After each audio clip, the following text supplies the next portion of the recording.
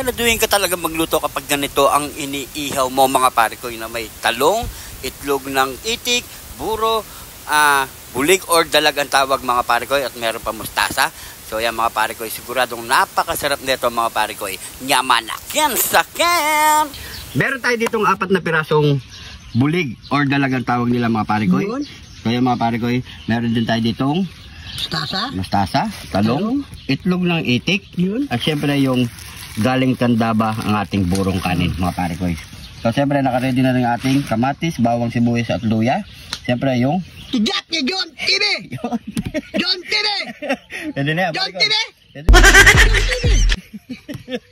Meron din tayo seasoning mga pare ko. At syempre ready na rin ang ating iihawin mga pare ko. Nakalagay na rin yung asin.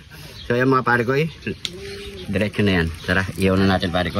Ready na lahat mga pare ko. Bago tayo kumilos. Yan. Ito na. Yaman na sakyan. Ihaw na bulig. So, yan. Ihaw na rin natin ating talong. Yan. Sinabay na rin namin itong kalan. Nagkapoy na rin kami. Yan. Nag-isa lang sila. So, ihaw na rin natin yung itlog ng itik. Yan. Yan. Yun. Tapos, magigisa na rin tayo.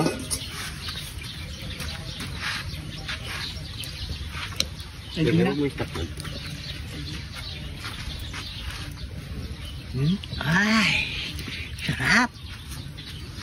Puro ihaw. Solid. Yan, magisa na tayo mga pare ko. Maglalagay na tayo ng bawang. Maraming bawang. Siyempre, sabay na rin natin sibuyas.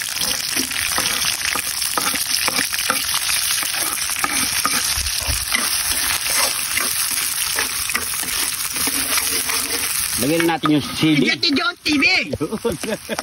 John TV! Yan. John TV! Ayan mo, John TV! Luya. Mas masarap maraming luya mga pare ko. Pag nagluto kayo ng burong kanin. Yan. So, antay lang muna natin mag-brown ng bagaya mga pare ko. Sunod na natin yung kamatis. Yan. Pakagisa lang muna natin yung mga pare ko. Hanggang sa lumambot yung at lumambot yung kamatis natin. Yan.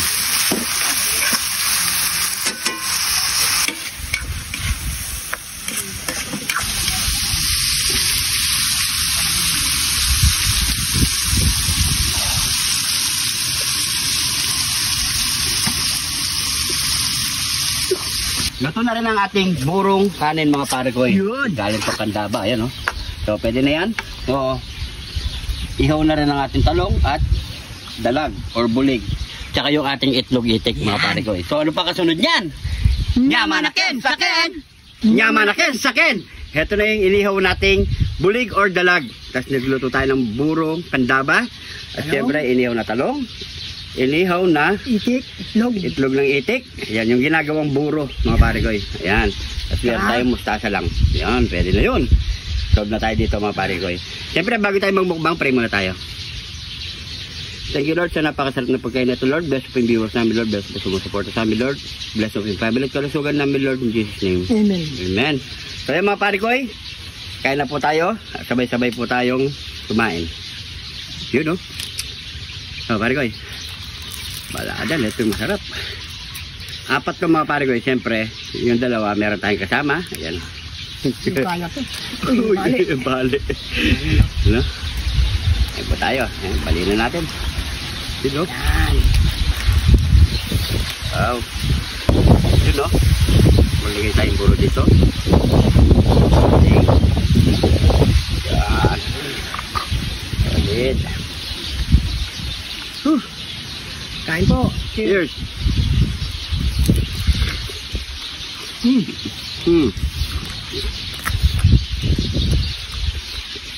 Kanin, sarap.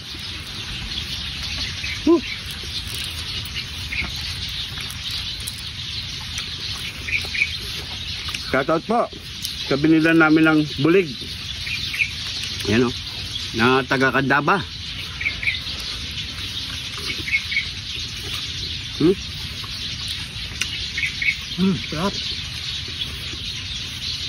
Naman. Sa umbong, no? Masarap. Yan. Hmm. Naman natin ito.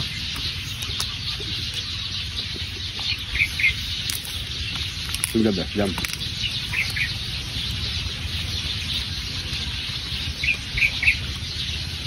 Naman.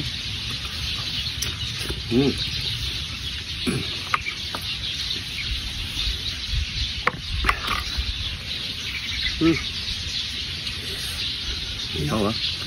Balik mo sa mustasa.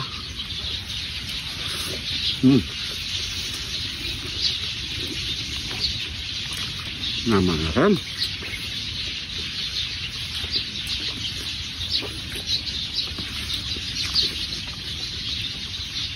Talong.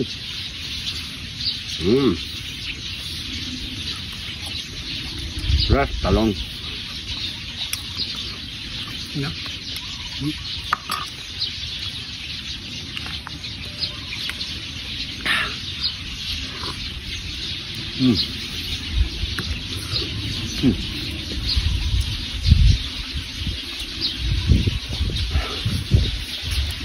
Naman lang ha. Balik.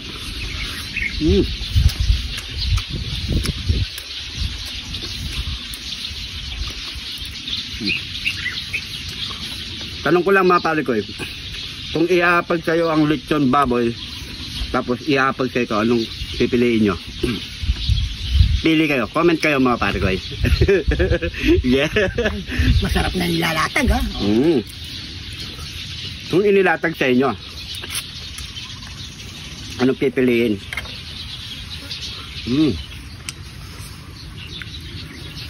Kaya sa mga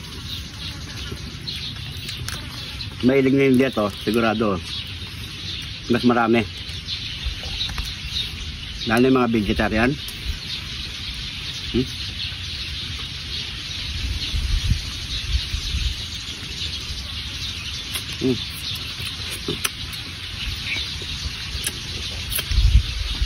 Kalinamnam ng kulig.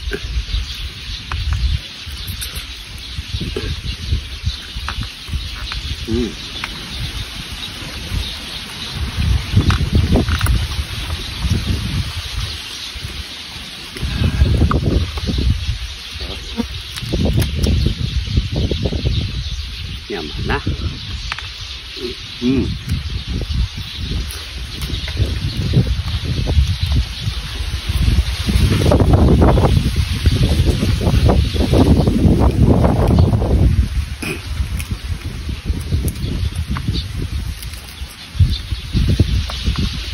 Bukal naman itong itlog. Inihaw na itlog itik.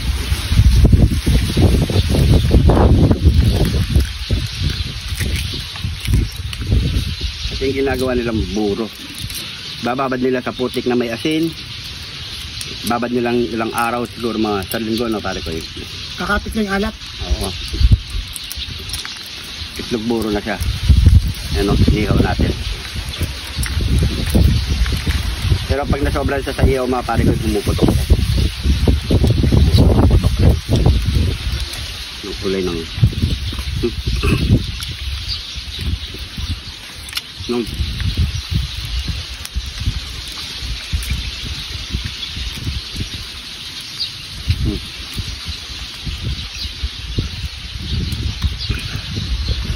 yeah, silang buro. Cheers.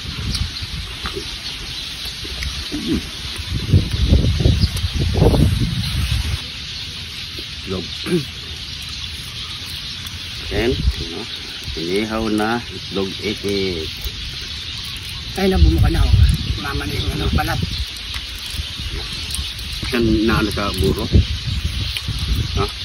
Tatanggal ko na si Baro kayo. Medyo matagal doon.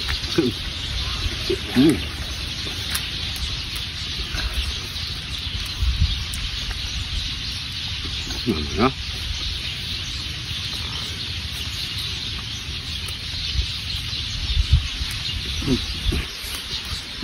Solid. Ano pa?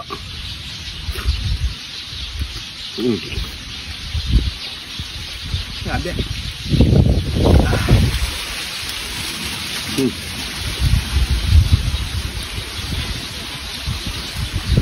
O siguro mga pare ko tatapusin pa natin to. Tutuloy pa namin to mga pare ko. Ito mahaba na ang ating oras. Maraming salamat sa panonood. Salamat po. Sana nagustuhan nyo to mga pare ko. Pakishare na lang po ang ating video para mas marami pang mag-crave at ma-inspire sa ating ginawa ngayong luto mga pare ko. So yan mga pare ko, maraming salamat sa panonood. Mga bagong followers natin dyan, welcome na welcome po kayo dito. Kung di ka pa naka-follow, mag-follow na mga pare ko. Maraming salamat po. Ingat po kayo lagi dyan. God bless po.